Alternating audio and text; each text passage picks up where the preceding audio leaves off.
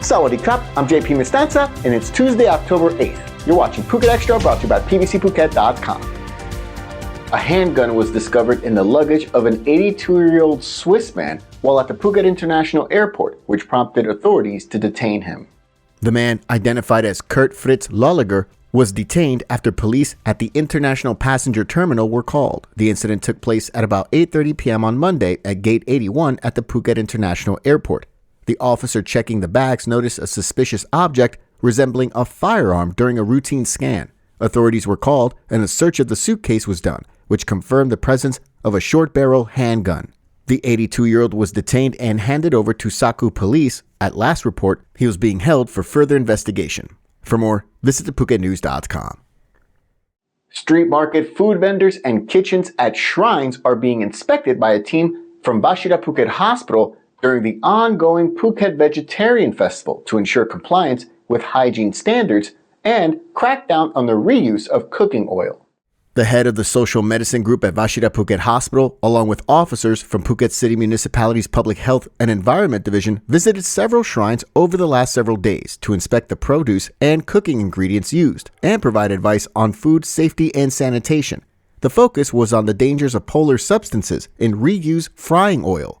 Polar compounds are not digestible and their consumption can impact health, posing a greater risk of heart disease in the long term, according to doctors at Vachira Phuket Hospital. Samples of reused frying oil were collected from vegetarian food stalls for analysis. They also randomly collected fresh food samples to test for contaminants and implemented disease prevention measures.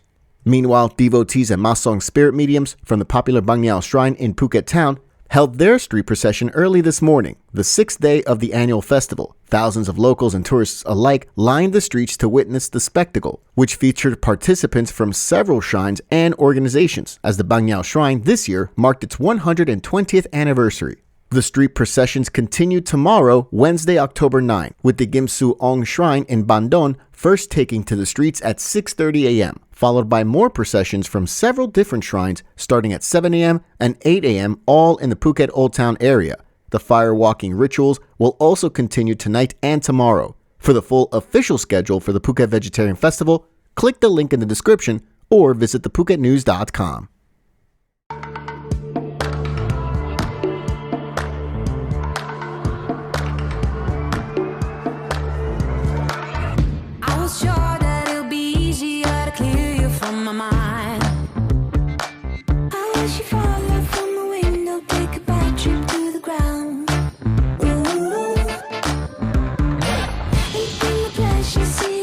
Just before you break a bone. Road safety is now on the docket as the Prime Minister ordered relevant agencies and authorities to expedite the amending of obsolete traffic and road laws. In her opening remarks at a road safety meeting on Monday, the Premier referred to the tragic accident on October 1st, which prompted the government to re-evaluate current frameworks and regulations governing vehicle safety for passengers. Since the tragic bus fire on October 1st, in which 26 people died, including 23 young students, while on a field trip, there have been suggestions for introducing mandatory bus safety measures, such as performing a pre-departure safety demonstration similar to the pre-flight safety presentation shown on airplanes. The Prime Minister on Monday went on to say that road safety will be discussed in detail at an upcoming international forum, which will be chaired by a UN Special Envoy for Road Safety in Thailand in November. Meanwhile, the Senate reviewed an urgent motion on accident prevention, resolution, and relief in the aftermath of last week's tragic bus fire, as proposed by Senator Buttigieg. Senator Buttigieg said that the tragedy has raised numerous questions about safety standards on public transport, ranging from issues concerning a vehicle's roadworthiness and safety guidelines. The ill-fated bus from last week was reported to be several decades old. For more, visit thephuket.news.com. It's now been made permanent as Acting National Police Chief Police General Kitrat will now continue as the official National Police Chief after being formally appointed by the Police Commission on Monday. Police General Kitrat has already been appointed the acting National Police Chief earlier this year during the standoff between former National Police Chief Police General Torsak Sukbimol and his deputy Police General Surachat Bigjok Hakpan over allegations of police involvement in an illegal online gambling ring. Police General Kitrat, who is the most senior out of all candidates who were considered to be the country's 15th National Police Chief, is due to retire in 2 years.